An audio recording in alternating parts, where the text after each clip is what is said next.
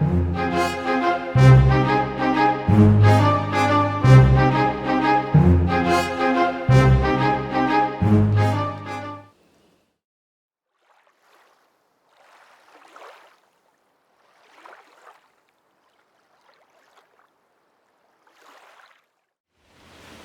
David, what are you thinking about? Oh, hey Adam.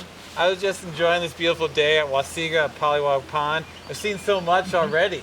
There's been a snake slithering through the water, birds, a turtle in the water, dragonflies hunting. But there's one thing I don't know. There's thousands of these little creatures on the edge of the water. They're kind of like a fish. They've got a tail, but then they're kind of like a bug. I don't know what they are.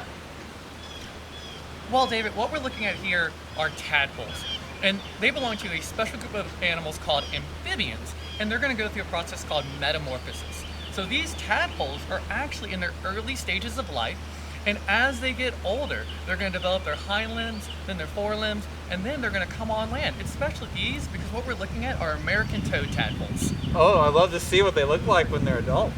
Excellent. Well, we're able to catch one last night and a bullfrog this morning. So let's go take a look at them. Okay. Hey everyone, my name is Adam Riles and I'm the program coordinator for Wahsega 4-H Center. Today we're going to be talking about amphibians. Amphibians are studied in the field of herpetology, which is the study of reptiles and amphibians. And at Wahsega we have a host of species that can be found here, such as our salamanders, newts, toads, and frogs. Just this morning we were able to catch one of our bullfrogs in Pollywog Pond. He's not too happy right now, but we'll let him go later. Bullfrogs are the largest true frogs that can be found native to North America, and because of their large size are known predators for birds, reptiles, and even small mammals. Frogs and toads will use calls in order to attract their mates during the mating season, and last night we spent some time recording those calls. So we're going to take a listen to those, and I'm going to let him go so he can go about his day. Bye, buddy.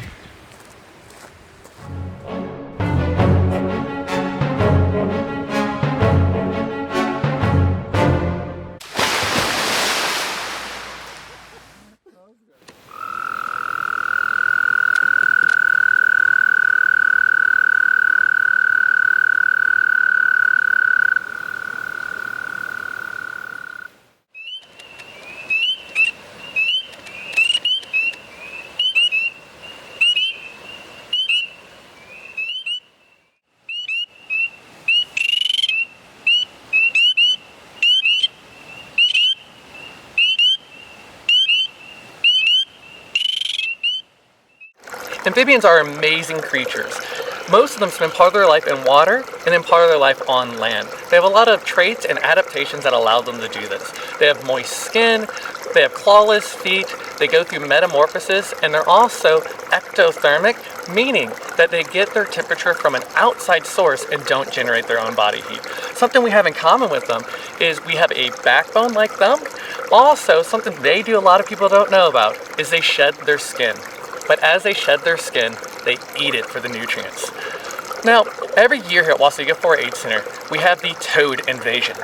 Hundreds upon hundreds of American toads invade our pond and lay their eggs. And all these eggs hatch out into thousands upon thousands of tadpoles. So just in this little pond, we have thousands of tadpoles that are swimming around. Now, these tadpoles will go through that metamorphic process. So they started out as eggs, tadpoles. They're going to slowly develop their hind limbs, their forelimbs, and then as they get older, they're going to turn into this, which looks completely different, but is the exact same animal. In my hand, I have a full-grown American toad. Their skin coloring is great for camouflage, helps them blend in, and then right behind their head, they have parotid glands or poison glands that help defend them against predators. So these are just a few of the animals we can see here today. We're gonna go try and find a newt or a salamander. So let's go. So we just caught an eastern newt in Pollywog Pond. Our eastern newts are really abundant, and you can see them showing off the circle of life by predating on our tadpoles. So newts are salamanders, and some of the other salamanders you can find around Wahsega are our black-bellied salamanders, slimy salamanders, spring salamanders, the list goes on. And one of the really cool things that salamanders can do that a lot of amphibians can do as well is they absorb water through their skin, meaning they don't drink through their mouths like you or I. But absorbing water through their skin means that they need to live in clean, clear water with no pollutants. Because if there's pollutants in the water, they can absorb it in their skin and it can make them sick. So you shouldn't really hold our amphibians, because if you have any toxins on your skin, such as our bug spray or sunscreen, they can absorb it and it can make them sick. Or if you are going to handle them, you need to make sure you wash your hands extremely thoroughly like we did before shooting all these shots. So we've been handling a few of our amphibians, so something you want to do after handling any animal is also go wash your hands. So I'm going to let this gal go and we're going to go wash our hands.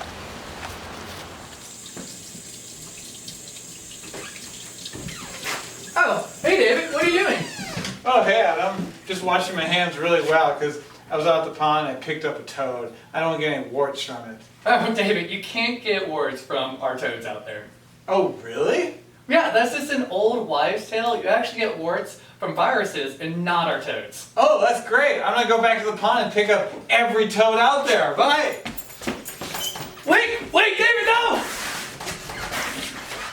Thank you all for joining us at Wahsega 4-H Center and learning a little bit about our amphibians. I hope you all had a great time.